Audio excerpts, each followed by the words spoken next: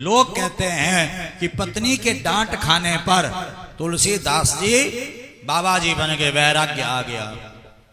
अब ये बताओ सच्ची सच्ची यहाँ पर जितनी भी माताएं बैठी हुई हैं, कौन कौन माताएं अपने पति को रोज डांटती है कि सुबह जल्दी उठा करो और भगवान के मंदिर में जाया करो, भजन किया करो। सच सच बताना, हाथ खड़ा करो। कौन कौन कहता है?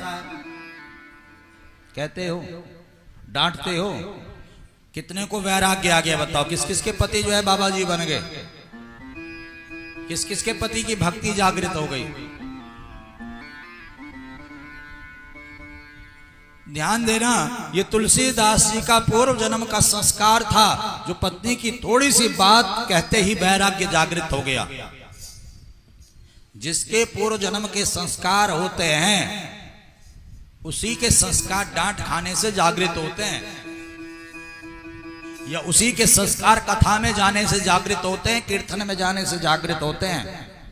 पर जिसके संस्कार भक्ति के नहीं होंगे, वो कितना ही कथा सुन ले, कितना ही कीर्तन कर ले, कितना ही महाराज जो है डांट खा ले, फटकार खा ले, उसकी जो आदत होगी वो आदत बदलने वाली नहीं है।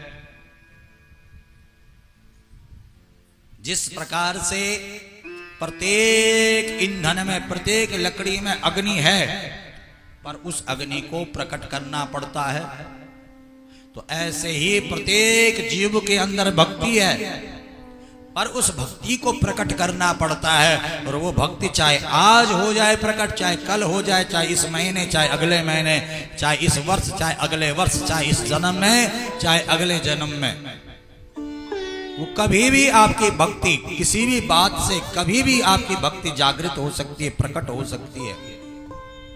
इसलिए भले ही कथा में मन न लगे, कीर्तन में मन न लगे, सत्संग में मन न लगे, कथा में जाना चाहिए, कीर्तन में जाना चाहिए, सत्संग में जाना चाहिए।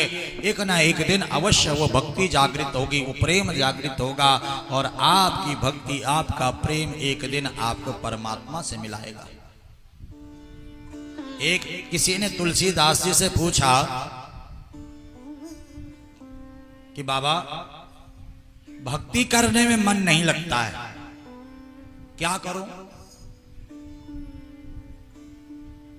तुलसीदास जी ने कहा, चाहे मन लगे चाहे न लगे, भक्ति करते रहो। चाहे रीझ भजो चाहे खींच, चाहे प्रेम से भजो चाहे जबरदस्ती भजो, पर राम को भजो। एक ना एक दिन राम का नाम आपका उद्धार कर देगा, आपका कल्याण कर देगा। आप